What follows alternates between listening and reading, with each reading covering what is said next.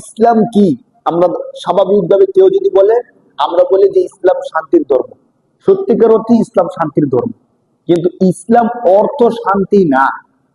ইসলাম কিসের ধর্ম বলেন? ইসলাম কিসের ধর্ম? শান্তির ধর্ম। বাকি ইসলাম অর্থ কিন্তু কি না? শান্তি না। ইসলাম অর্থ কি?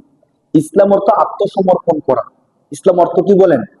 আত্মসমর্পণ করা। এর মানে হলো আমার যত জ্ঞান, আমার যত বুঝ, আমার যত বুদ্ধি, এই সমস্ত জ্ঞান বুঝ বুদ্ধি সব কিছু নিয়ে আমি আল্লাহ এবং আল্লাহ রাসূলের কাছে আত্মসমর্পণ করলাম। সুবহানাল্লাহ, সুবহানাল্লাহ।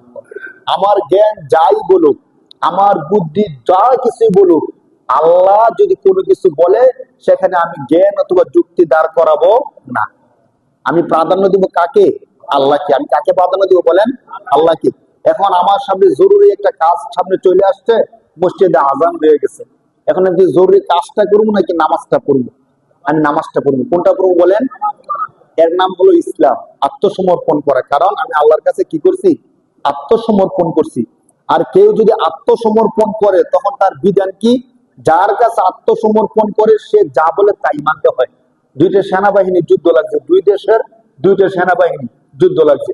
যুদ্ধ লাগার পরে একদল জয়ী হবে, আরেক দল পরাজিত হবে, স্বাভাবিক না? এখন যুদ্ধ লাগার পরে ধরেন যে দেশটা দুর্বল, ওই দেশের সেনাবাহিনী যদি আরেক দেশের সেনাবাহিনীর কাছে আত্মসমর্পণ করে, যে আমি আপনার কাছে কি করলাম?